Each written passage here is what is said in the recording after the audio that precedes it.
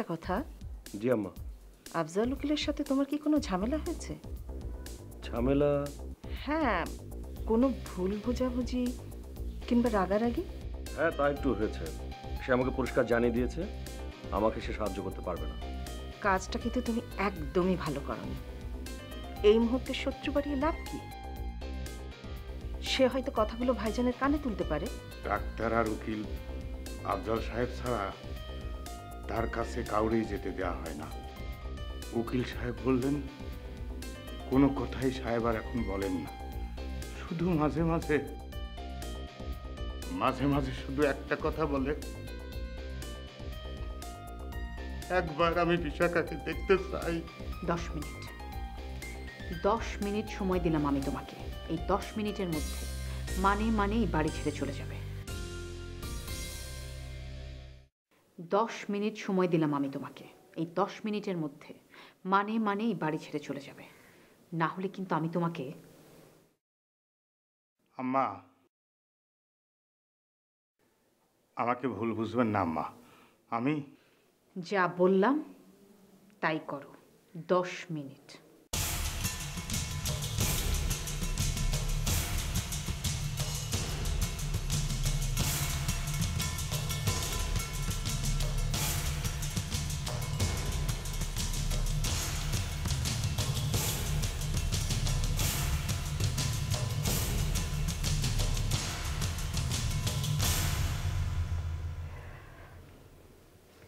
তোমার জন্য হালকা কিছু নিয়ে আসবো? না, খেতে ইচ্ছে করছে না। তুমি তো রাতে ডিনারও করেনি, সারা রাত না খেয়ে থাকবে?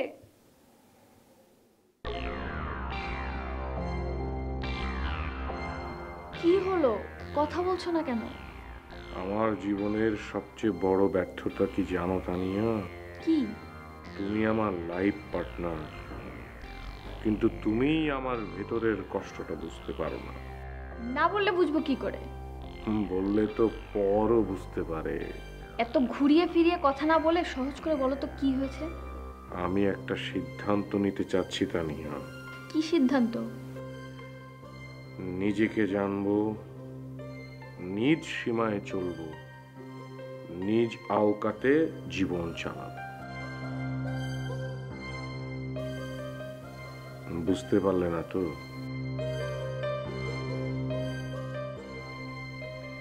আমি তো একটা পরনির্ভর মানুষ, এটা তো বোঝো। এটাও বুঝবে না? আচ্ছা ঠিক আছে, তুমি আমার সাথে প্রশ্ন উত্তর করো, তাহলে বুঝবে। প্রথম প্রশ্ন, আমি তো এ বাড়িতে ঘর জামাই, তাই না? হ্যাঁ। কারা ঘর জামাই থাকে? কারা?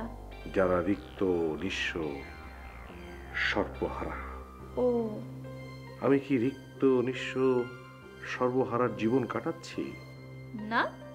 কিন্তু তানিয়া, সেটাই কি আমার কাটানো উচিত নয়? না না। হ্যাঁ, তুমি রিক্ত, নিঃস্ব, সর্বহারা হলে তোমার স্ত্রী তো তা নয়। এটাই আমার জীবনের সবচেয়ে বড় ট্র্যাজেডি। স্ত্রীর ধনে ধনী আমি, রিক্ত, নিঃস্ব, সর্বহারা একজন, যার জীবনে কোনো আশা নেই, ভরসা নেই, তবু হাসি হাসি মুখে বলতে হচ্ছে, হ্যাঁ ভাইয়া, জি ভাইয়া, ভালো আছি ভাইয়া।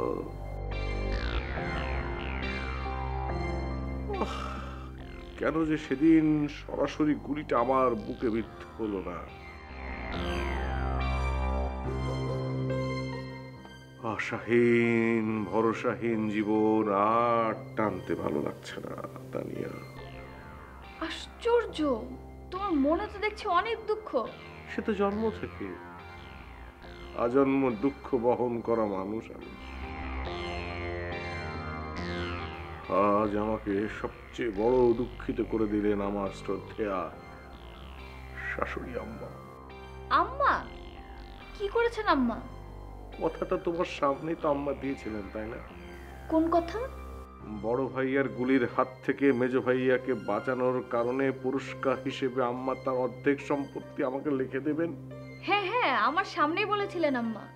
বড় আশায় বুক বেঁধেছিলাম এবার আমার জীবনে কিছু একটা হবে তানিয়া, কিন্তু কিছুই হলো না। আম্মা তো কোনো ব্যবস্থাই নিচ্ছেন না। তুমি আম্মাকে বলো। বলেছিলাম তানিয়া, আম্মা বললেন এখন নাকি সময় হয়নি। আমি বুঝতে পেরেছি আম্মা আসলে কথা রাখবেন না, সে কারণেই আম্মা আমাকে একটা জঘন্য অপবাদ দিয়েছেন। কি অপবাদ? তানিয়া, তানিয়া, এই কথাটা বলতে আমার লজ্জা হচ্ছে। আমি নাকি সবার ঘরে আড়ি পেতে তাদের কথা শুনি। কি? হ্যাঁ, এই অপবাদ মাথায় নিয়ে এ বাড়িতে থাকা আমার উচিত নয়। আমি সিদ্ধান্ত নিয়েছি আমি। আম্মা এমন কথা তোমাকে কেন বললেন? থাক তানিয়া, ওই অপবাদের কথা আমি আর মনে করতে চাই না। না, তুমি আমাকে বলো কেন আম্মা তোমাকে এমন একটা কথা বললেন।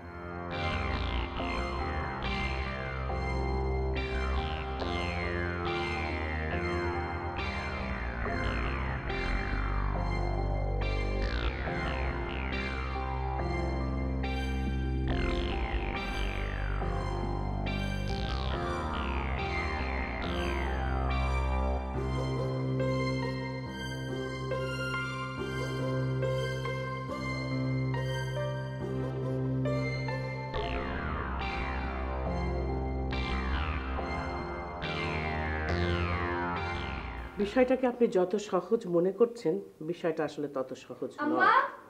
আমি আম্মা এসব কি হচ্ছে? 1 মিনিট। আচ্ছা ঠিক আছে, আমি আপনাকে পরে কল করছি, কেমন? তানিয়া, এত চিৎকার করার কি হলো? আম্মা, আমি চিৎকার না করে কি করব? বিষয়টা প্রচন্ড অমানবিক। কোন বিষয়টা? আম্মা, আপনি টুটুলকে বললেন টুটুলের নামে আপনার অর্ধেক সম্পত্তি লিখে দিবেন, অথচ আপনি এখনো কোনো ব্যবস্থা নিলেন না। কেন আম্মা? তার উপর আপনি তাকে এত বড় একটা অপমানজনক কথা বললেন। কি কথা বলেছি?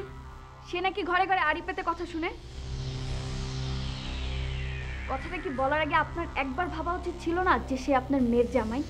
ভুল হয়ে গেছে, এখন থেকে সব সময় এটা ভাববো। সম্পত্তি কবে লিখে দিবেন? তুমি যেদিন দেবে তারপরে। আমি দিব মানে? উত্তরাধিকার সূত্রে তুমি নিজেও তো অনেক সম্পত্তির মালিক, তাই না? জি।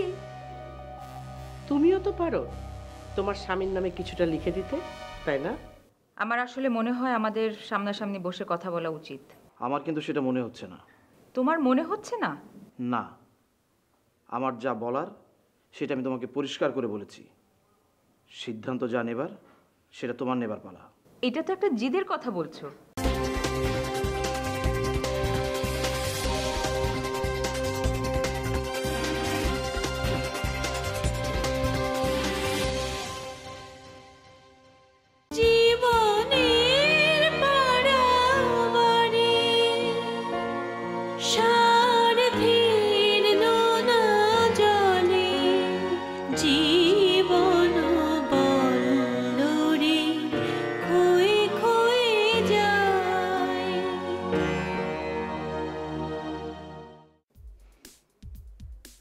না, কিছু মনে করিনি, আপনি ভুলও বলেননি। তবে কথাটা কি রবিক ভাই, আমি কারো মাথায় বাড়ি দিয়ে বা কাউকে ঠকিয়ে আজকের এই জায়গায় আসিনি। হ্যাঁ, সেটা আমি জানি, আর সেই কারণে আপনার প্রতি সমীহটা আমার একটু বেশি। এ আপনি কি বললেন আম্মা? জীবনের ঝুঁকি নিয়ে আমি? না টুটুল, তুমি জীবনের কোনো ঝুঁকিই নাওনি, কারণ রাহাত তো গুলিই চালায়নি। কথাটা কি আমি মিথ্যে বললাম টুটুল? হ্যাঁ টুটুল, নীলা যা চাইছে বা যা বলছে তা যেমন আমার পক্ষে মেনে নেওয়া সম্ভব না, আবার আমি যা বলছি বা যা চাইছি নীলার পক্ষে সেটা মেনে নেওয়া সম্ভব না। বিষয়টা তো খুব জটিল বড় ভাইয়া। আচ্ছা, মানে আপনাদের দুজনের চাওয়াটা কি?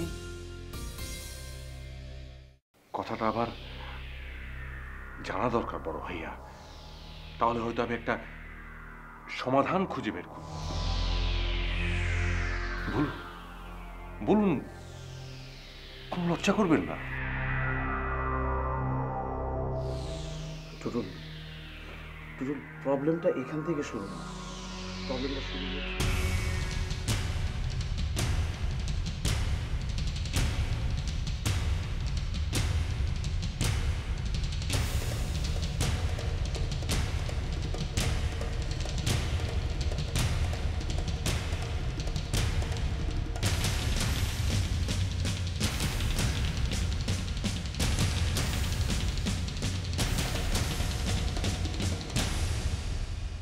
আপনার কথাই সঠিক আম্মা।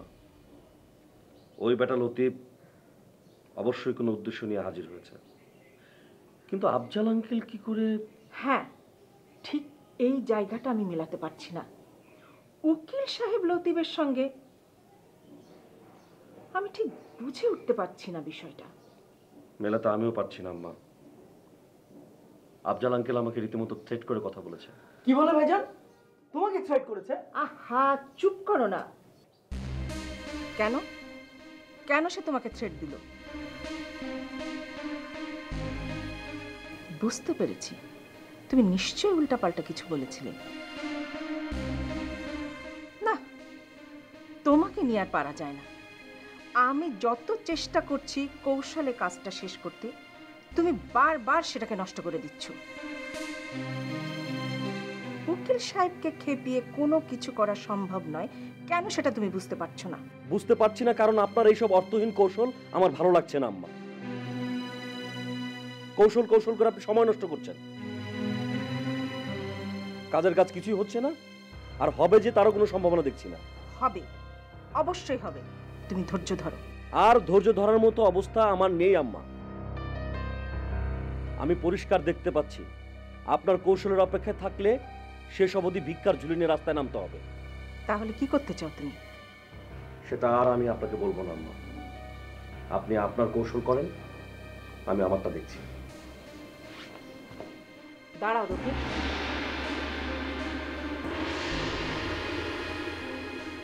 তুমি এমন কিছু করো না যাতে ভাইজানের মনে কষ্ট লাগে। তুমি ভুলে যেও না, উনি আমার আপন বড় ভাই।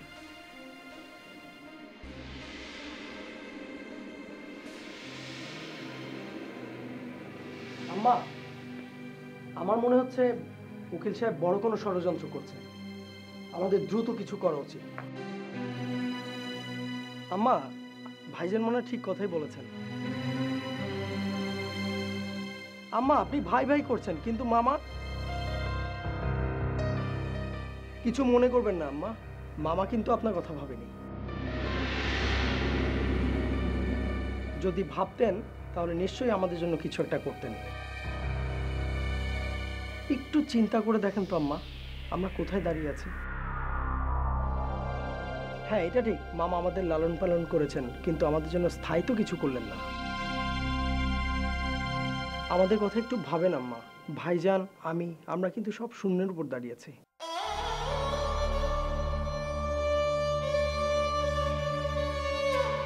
বুঝি, সবই বুঝি আমি, কিন্তু মন আমার কিছুতেই সায় দেয় না। তোমরা যেমন আমার সন্তান, সেও তো আমার ভাই, আপন ভাই। তার সাথে কি করে আমি? Something is rotten in the state of Denmark. বিড়বিড় করে কি বলছো একা একা? কোনো এক পাপে ডেনমার্ক রাজ্যে পচন ধরেছে। মানে? হ্যাঁ তানিয়া, বড় ভাইয়ার সাথে কথা বলে অনেক দিন আগে পড়া এই লাইনটি আমার মনে পড়ে গেল।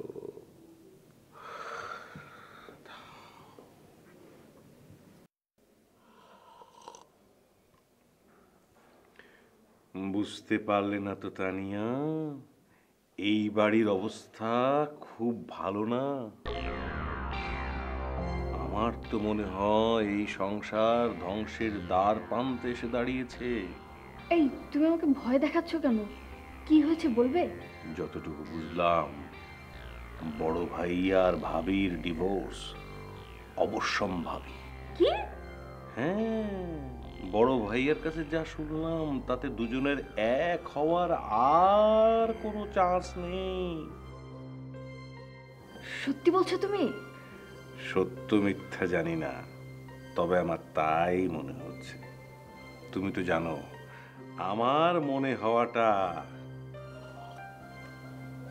কখনো বৃথা যায় না। তাই যদি হয় তাহলে তুমি ধ্বংসের কথা বলছো কেন? বাড়ির বড় ছেলের বিবাহিত জীবন ভেঙে যাচ্ছে, সেটা এই সংসারের জন্য যেমন অশান্তির তেমন অপমানের। না না, এটা তুমি কি বললে তানিয়া? তুমি বুঝতে পারছো না, এই বাড়ির যত অশান্তির সবকিছুর মূলে আছে এই বাড়ির বড় বউ নীলা। সেই তো বড় ভাইয়াকে কুবুদ্ধি দিয়ে দিয়ে এইসব কাণ্ড ঘটালো। সত্যি সত্যি যদি বড় ভাইয়ের সাথে তার ডিভোর্স হয়ে যায় তাহলে মনে করো আমরা সবাই বেঁচে যাব।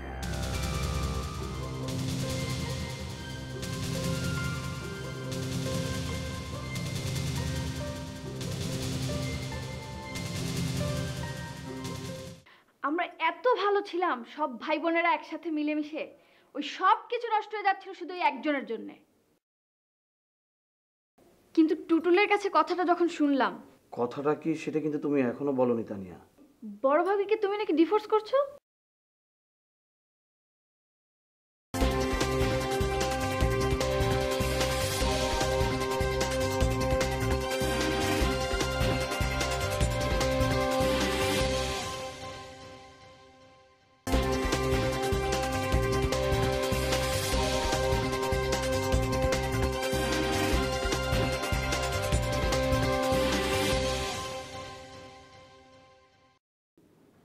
তুমি যত কথাই বলো বিশাখা, আমার সিদ্ধান্তের কোনো বদল ঘটবে না।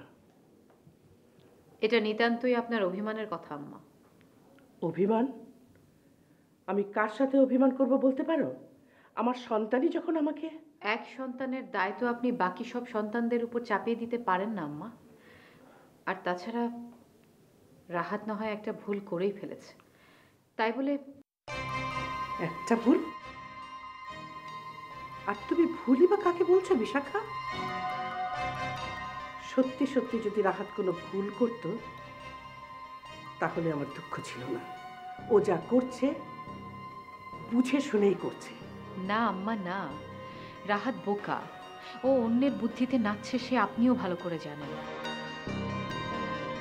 ও যদি বুদ্ধিমান হতো তাহলে কি অন্যের বুদ্ধিতে পরিবারের সাথে এমনটা করতো? তোমার এই কথাটাও যদি আমি মানি তাহলেও কিন্তু ভয় থেকেই যাচ্ছে।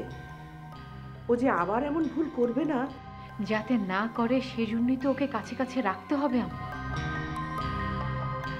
কোনোভাবেই ওকে দূরে সরে যেতে দেয়া যাবে না। কি করতে বলো তুমি আমাকে? ওকে এমডি চেয়ারে বসিয়ে দিয়ে অনেক অনেক কাজের ভার ওর উপর চাপিয়ে দিতে হবে আম্মা, যাতে ও অন্যদিকে মন ফেরাবার কোনো সুযোগ না পায়। তোমার তাই মনে হচ্ছে বুঝি? জি আম্মা, আমি নিশ্চিত। অনেক কথাই তুমি জানো না তো বিশাখা, তাই তুমি নিশ্চিত বলতে পারছো। কিন্তু আমি যা জানি, যা শুনেছি, তাতে আমিও নিশ্চিত রাহাত আবারও এই একই কাজ করবে। কি হলো আম্মা, কিছু যে বলছেন না? সত্যি কথা বলতে কি বিশাখা, এ বিষয়ে আমার আর কিছু বলতে ইচ্ছে করছে না। তাহলে তো হবে না আম্মা, অনেক ঝামেলা বেঁধে গেছে। এখনো যদি শক্ত হাতে আপনি সবকিছু সামাল না দেন তাহলে কিন্তু আরো অনেক ঝামেলা বাড়বে। বেশ, তুমি যখন বলছো বিষয়টা আমি ভেবে দেখব। তবে আমি জানি ফলাফল শূন্যই থাকবে। না আম্মা, মনের ভেতরে দ্বিধা দ্বন্দ্ব রেখে ভাবলে হবে না, এটা আপনাকে করতেই হবে। আমি আপনাকে আশ্বস্ত করছি, সব ঠিক হয়ে যাবে। আপনি নিজেও জানেন আমরা আপনার সন্তানেরা যতই কিছু করি না কেন আমাদের দৌড় কতটুকু। সব দ্বিধা দ্বন্দ্ব ঝেড়ে ফেলুন আম্মা, আপনি রাহাতের সাথে কথা বলুন। আমি বোর্ড মিটিংয়ের ব্যবস্থা করি। না, এখনই না, আমাকে একটু ভাবতে সময় দাও। ঠিক আছে, তবে বেশি সময় নেবেন না যেন। সময় সময় কি সত্যি আর বেশি আছে বিশাখা, আমার কিংবা তোমার? কথাটা শোনার পর আমার কি যে ভালো লাগছে বড় ভাইয়া, আমার যে কি ভালো লাগছে।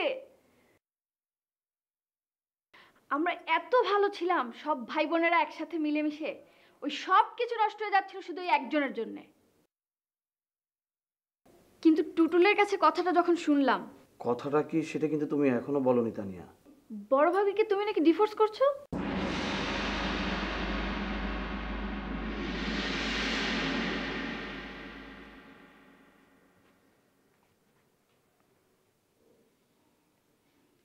অনেক চেষ্টা করেছি, কিন্তু এখন পর্যন্ত সাহেবের সাথে দেখা করতে পারিনি।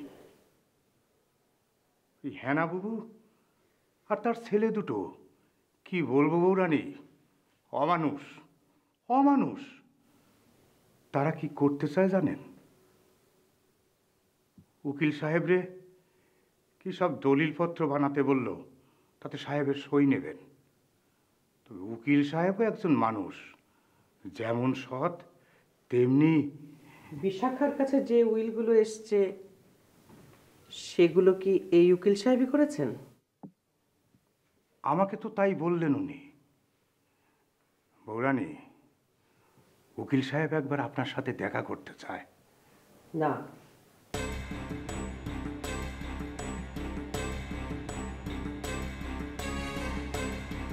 উকিল সাহেব কি আমার হয়ে একটা কথা বলবে লতিফ? বলবে যে যে করেই হোক এই উইলটা। আচ্ছা, হেনা বা হেনার ছেলেরা কি এই উইল সম্পর্কে জানে? না, জানলে তো মনে হয়। উকিল সাহেবকে বলবে যেমন করে হোক এই উইলটা বাতিল করতে হবে। জি বলবো। বলবে যে আমি অনুরোধ করেছি, সে যেন তার সাহেবের সাথে আলাপ করে এই কাজটা করে। এই উইল কিন্তু বিশাখার জীবনে বিপদ ডেকে আনতে পারে সব দিক থেকে।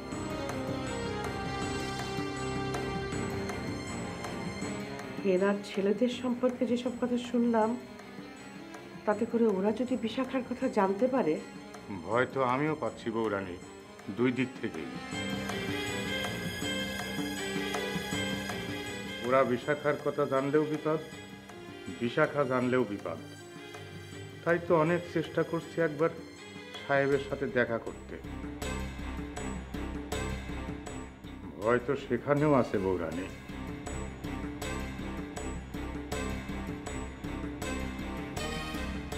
আমি সামনে গেলে সাহেব যদি আমারে বলে, লতিফ আমি একবার তারে দেখতে চাই, শেষ দেখা, তখন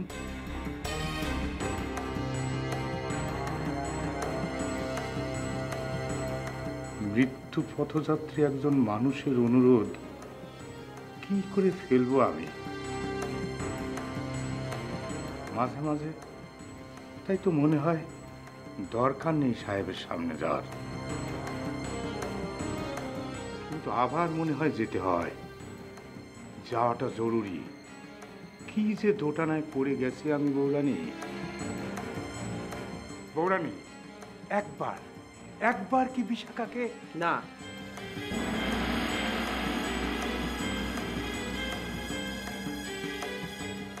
এটা কোনোভাবেই সম্ভব না লতিফ।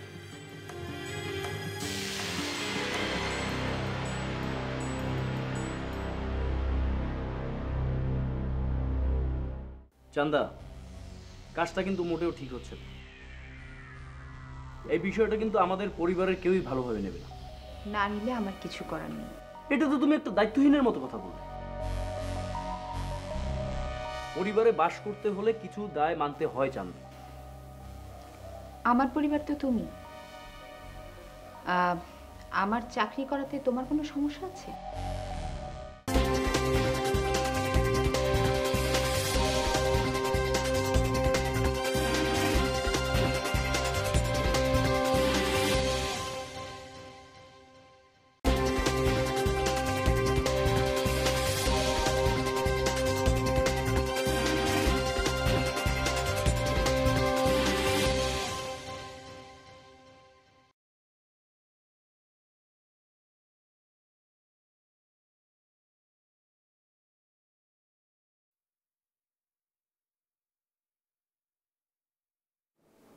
কি ব্যাপার চান্দা, তুমি কোথাও যাচ্ছ নাকি? একটা ইন্টারভিউ আছে। ইন্টারভিউ? হ্যাঁ। আচ্ছা, তোমার কি মাথা খারাপ হয়ে গেছে? কেন মাথা খারাপ হবে কেন? এই বাড়ির বউ হয়ে তুমি অন্য অফিসে ইন্টারভিউ দিতে যাবে? গেলে কি তোমাদের মানহানি হবে? অবশ্যই হবে। তুমি যেই অফিসে যাবে সবাই তো তোমাকে চিনে ফেলবে। তোমার বায়োডাটাই। আমার বাবা সামান্য একজন উকিল মাত্র, সেলিব্রিটি কেউ না। আচ্ছা, তোমার বাবার কথা আসছে কেন? কারণ বায়োডাটাতে আমার বাবার পরিচয়টাই দেয়া আছে। মানে কি? কিসের মানে? তুমি যে আমার স্ত্রী, এই পরিচয় দিতে কি তুমি লজ্জা পাও? তোমার এই কথার মানে কি? বায়োডাটায় আমার পরিচয় না দিয়ে তোমার বাবার পরিচয় দিচ্ছ যে, তাই। হো না, লজ্জা না। তোমাকে কোথাও ছোট করতে চাই না তো, তাই। আমি আসছি। চান্দা, কাজটা কিন্তু মোটেও ঠিক হচ্ছে না। এই বিষয়টা কিন্তু আমাদের পরিবারের কেউই ভালোভাবে নেবে না। না নিলে আমার কিছু করার নেই। এটা তো তুমি একটা দায়িত্বহীনের মতো কথা বলবে। পরিবারে বাস করতে হলে কিছু দায় মানতে হয় চান্দা। আমার পরিবার তো তুমি। আমার চাকরি করাতে তোমার কোনো সমস্যা আছে? কি হলো, কথা বলছো না যে? সমস্যা আছে? আছে, কারণ আমার পরিবারের কাছে আমার দায় আছে। আমি এমন কোনো কাজ করতে পারি না, কিংবা আমার স্ত্রীকে এমন কোনো কাজ করার অনুমতি দিতে পারি না যাতে আমার মা, ভাই, বোন সবাই ছোট হয়। ও, তাহলে তুমি তোমার মা, ভাই, বোনদের কথাই ভাবছো? না, আমি তোমার কথাই ভাবছি। ওই যে তুমি বললে না তোমার পরিবার আমিও একই কথা বলছি। আমার পরিবার তুমি আমি মিলে যে পরিবার, আমরা এমন কোনো কাজ করতে পারি না যাতে এই পরিবারের কোনো ক্ষতি হয়। বুঝতে পারছো? অর্ধেক অর্ধেক। আমি বলি কি চান্দা, এসব বাদ দাও, সব কিছু ঠিক হয়ে যাবে। এখন একটা খারাপ সময় যাচ্ছে। সরি, আমি যাচ্ছি। এই বিষয়টা নিয়ে এই বাড়িতে কিন্তু অনেক ঝামেলা হবে চান্দা। সেটা সামাল দেয়া তোমার কাজ। আসি।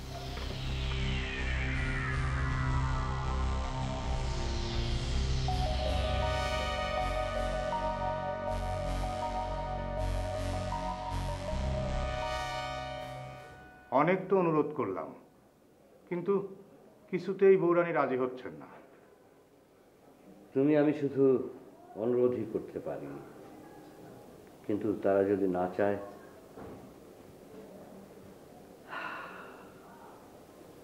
কষ্টটা কোথায় হয় জানো? একজন মৃত্যু পথযাত্রীর জীবনের শেষ ইচ্ছেটা পূরণ করতে পারলাম না। এই হয় লতিফ, এই হয়। একটা ভুল মানুষকে এমন এক জায়গায় এনে দাঁড় করায় যে সারা জীবন তার হাহাকার করে কাটাতে হয়। কিন্তু ভুল তো সাহেব করেন নাই। সে বিচার করার তুমি আমি কে লতিফ? তুমি কি পেরেছিলে বৌরানীর সামনে দাঁড়িয়ে বলতে কেন সাহেব এরকম করেছিল? কেন পারোনি জানো? তুমিও নিশ্চিত ছিলে না এইসবের পেছনে সাহেবের কোনো ভূমিকা ছিল কি না। কি বলতে চাচ্ছেন উকিল সাহেব? লতিফ, সংসারে অশান্তির বীজ কার দোষে কি করে বেড়ে ওঠে তা শুধু সংসারের ওই দুজন মানুষই বলতে পারে। বাইরে থেকে তোমার আমার সাধ্য কি যে সেটা নিশ্চয় করে বলি? বলা কি যায় লতিফ, অশান্তির বীজ তোমার সাহেবী সংসারের প্রথম ঢেলেছিল।